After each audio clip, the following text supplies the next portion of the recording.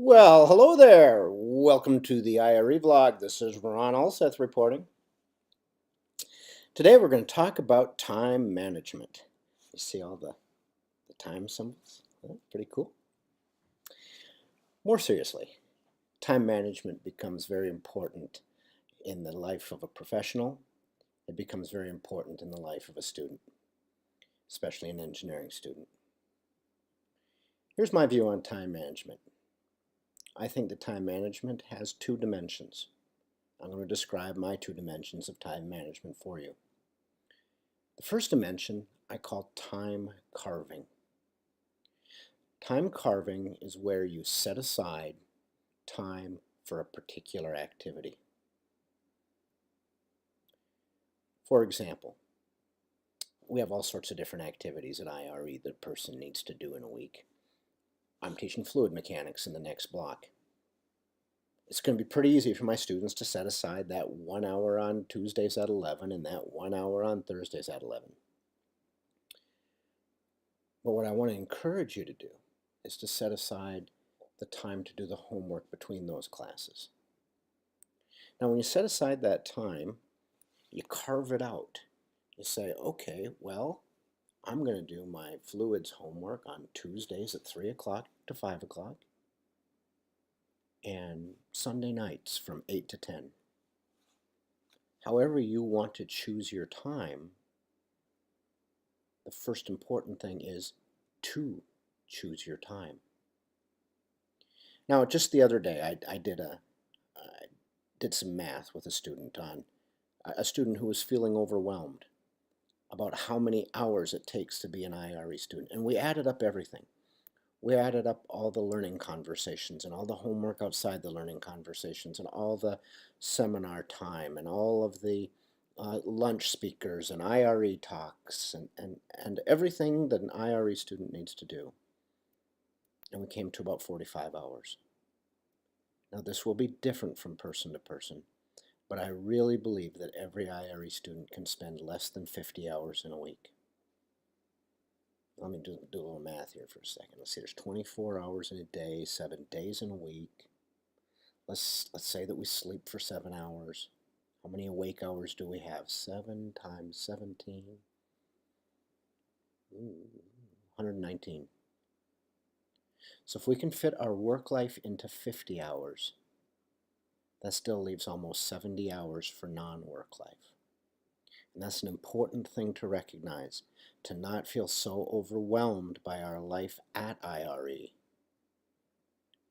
when we do have a very substantial life outside of IRE. All right, so back to that time carving. I do this. It works for me. It works well. You set aside the time for each activity when you're going to do it. And then, of course, the next important thing is to do it. So in addition to managing the time, you need to manage the environment.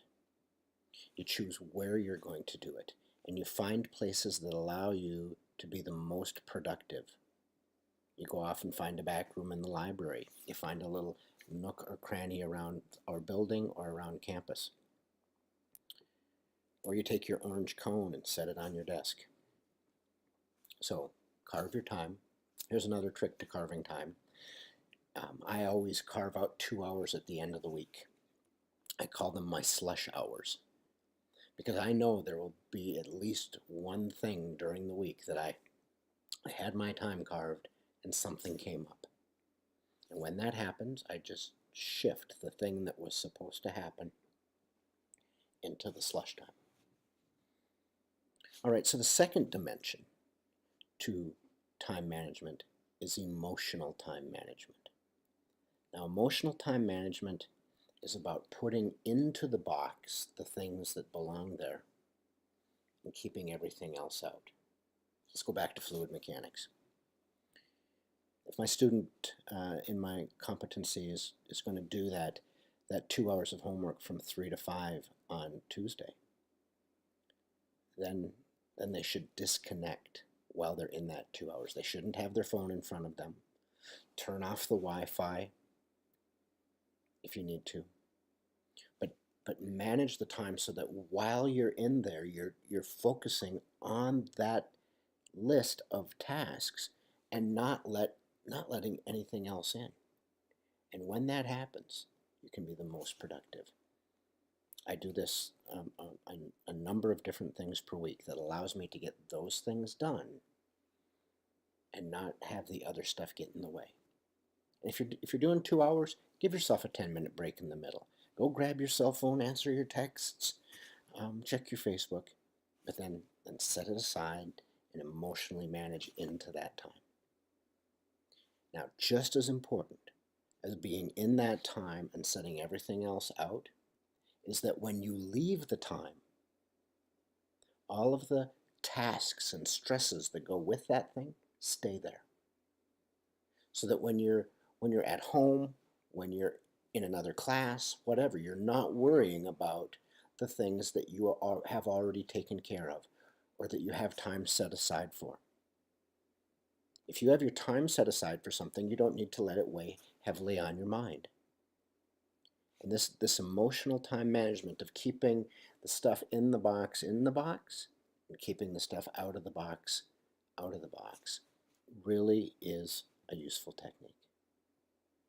If you're watching this time management video before February 17th of 2016, I've got a deal for you. There's a seminar in Duluth, a Fred Pryor seminar called Managing Multiple Priorities, Projects, and Deadlines. I'm looking at my other computer here. From 9 to 4 on February 17th. Costs $39. I'll pay for it. If you get 5 people to go, it'll only be $34 each. Go and get some more tips for time management. I've given you mine in 7 minutes. Go spend 7 hours and acquire an even stronger set of time management skills. Google Fred Pryor, Duluth, Managing Multiple Priorities, Projects, and Deadlines. All right, I hope you're having a great day. It's time for me to go eat some applesauce and whipped cream. Good night.